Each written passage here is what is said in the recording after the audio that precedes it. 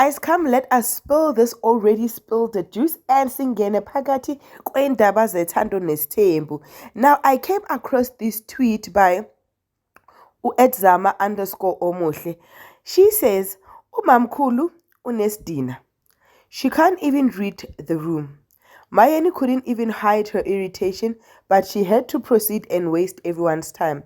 She definitely did tell Mpilo that S." Right, remember what she's talking about here, Wuti? Mpilo was not able to say umama, kwabanye abomama. She was only allowed to say umama, MaKhumalo.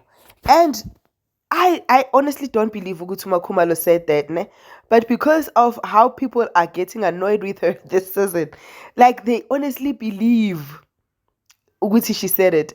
And somebody under Zama's comment responded to ukuthi she wants to take people's life, she wants to make people's life real, life content. Wapapa that girl. And Uzama continued to say, Unestina, like leave Umseloku's wives alone. They don't want to play happy family. Like, Ed, that's the thing, guys, with polygamy. Nami, I wouldn't want to play kumbaya with my husband's other wives if he had to take polygamy, for instance. But I don't know.